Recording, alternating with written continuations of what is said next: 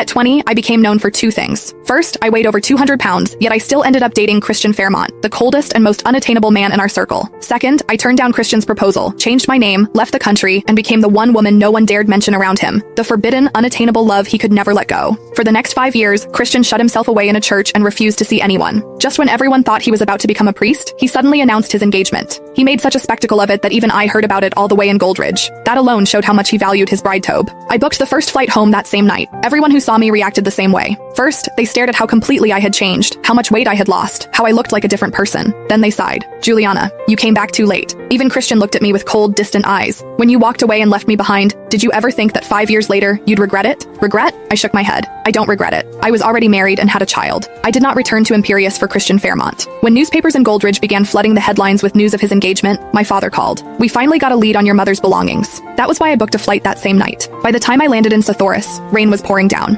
I dragged my suitcase toward the underground parking garage and quickly located the car my father had arranged, matching the license plate he had given me. The moment I opened the door, my breathing halted. Christian sat in the back seat. He wore a perfectly tailored suit, and 5 years had done nothing to soften his distant, untouchable air. He looked exactly as I remembered, cold, restrained, and untouchable. I thought I had the wrong car and began to close the door, but he spoke first. Wrong car? No. I came to pick up Jessie for Mr. Winslow. I just happened to be picking you up as well. The name caught me off guard. Jessica Winslow was my father's affair child, only 6 months younger than me. I stared at Christian's profile. A moment later, the truth settled into place. His fiancée and Jessica were the same person. He noticed my reaction and lifted a brow. My engagement was announced and you rushed back almost immediately. You obviously care a great deal, yet you pretend not to know who I'm marrying. Juliana Winslow, do you ever get tired of acting? The mockery in his voice was unmistakable. I took the front passenger seat. My hand paused on the seatbelt. I came back to deal with something personal, not because of you. He let out a quiet scoff, as if I had told him a joke. If you're going to make excuses, at least make them convincing. It's true. And while I was abroad, I never finished. Before I could say that I had gotten married and had a child, a woman's voice called from nearby. Chris, come help me with my suitcase. I can't push it.